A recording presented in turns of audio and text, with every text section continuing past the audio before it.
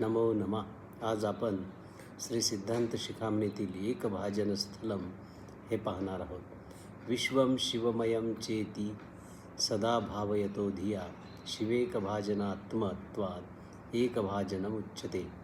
हे विश्व शिवमय आहे असे सदैव एकाग्र बुद्धीने जो अनुभव घेतो आणि शिव हेच या विश्वाचे एकमेव आश्रयस्थान आहे असा ज्याला नित्य अनुभव येतो त्याला एक भाजन स्थल असे म्हणतात. स्वस्य सर्वस्य लोकस्य शिवस्य अद्वैत दर्शनात एक भाजन योगेन प्रसाद ऐक्यमतिर्भवेत. ज्यांच्या ठिकाणी गुरुलिंग जंगम यांच्या प्रसादामध्ये एक बुद्धी आहे त्यांनाच शिवाद्वैत ज्ञान हे प्राप्त होत असतं.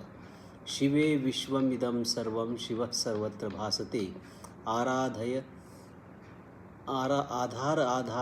आधेय भावेन शिवस्य जगत स्थिती. शिव आणि विश्व यांच्यात बीजांकुर न्यायाने परस्पर आधार आणि आधेय या भावांचा संबंध आहे. अशा प्रकारे प्रपंच आणि परमात्मा शिव हे सामरस्य रूपाने एकत्व प्राप्त झालेले असतात. चिदैक भाजनम यस्य चित्तवृत्ते शिवात्मकं नान्यत् तस्य किमेतेन मायामूलेन वस्तुतः. ज्याच्या मनोवृत्तीरूपी ज्ञानाने हे सर्व जग शिवात्मरूप दिसते, दुसरे त्याला काही अन्य जाणवत नाही किंवा दिसत नाही, अशी एक भाजन स्थिती प्राप्त झाली तो व्यक्ती मायेमध्ये आबद्ध होत नाही किंवा माया त्याच्यावर कुठलाही प्रकारचा परिणाम करू शकत नाही.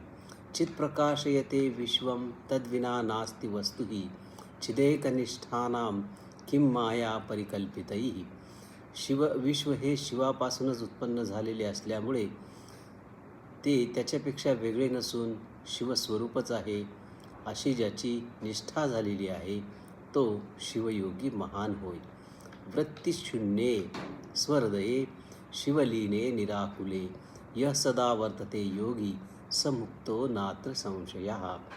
ज्या योग्याच्या हृदयकमलामध्ये विविध विचारतरंगांनी रहित, विकाररहित, सर्व मनोवृत्तीपासून मुक्त असे सदैव आत्मलीन वृत्तीत जो जीवन जगतो तोच खऱ्या अर्थाने साधक जीवनमुक्त होय असे या स्थलामध्ये भगवत्पाद पूज्य श्री रेणुकाचार्यांनी महर्षी अगस्तींना उपदेश केलेला पाहावयास मिळतो.